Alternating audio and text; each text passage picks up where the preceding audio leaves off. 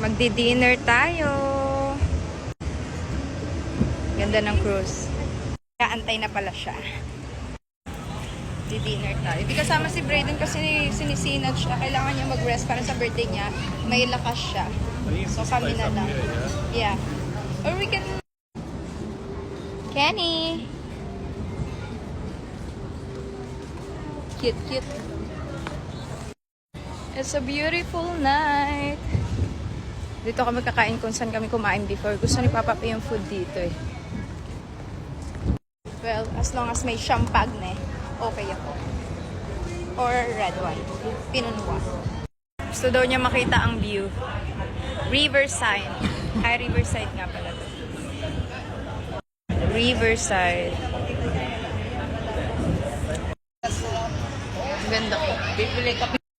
I'm so pretty. Oh my God. Greek salad.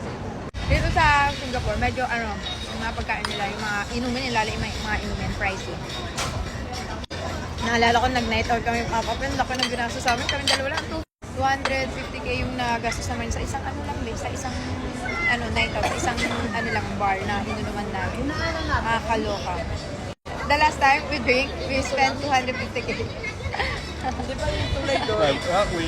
spent like maybe $1 million. Yeah. On drinks and Yeah, the club, 10k you paid. Oo nga pala kasi may club dito na mamahalin. So sa nasa $10,000 yung isang... For 1 hour. Yeah, for yun yung parang isang, VIP And 8 table. bottles of Moe. Kalimutan ko kung saan yun eh. Sikat na club talaga yung dito yung malaki yung mamahalin. Oh my God. Puro Maui yung pinag-iinom. Oo. Meron din kami kasi pinapunta na friend nun. Grabe, $10,000 yung binayaran namin. Like, ang laki. Kaya dito pag nagbabar hopping kami or nagka-clubbing, mahal talaga. Pero depende kung saan kayo. Kasi syempre siyang pag-din. Tapos nagbibigay din kasi ako ng Pinas. Salad! Ay wow, nag-choco blast. Tapos may collagen. Sino ka dyan? Seafood platter. Inaano niya yung choco blast. And sa kanya yan, kebab. Sausage kebab. Uy, sarap. Oh no, I can smell a gas leak. I have to cover my mouth and nose with a wet towel right away, then quickly ventilate the room. Finally, turn off the gas valve to stop the leak.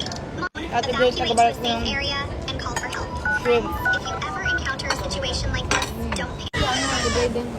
Pag kami chicken sila.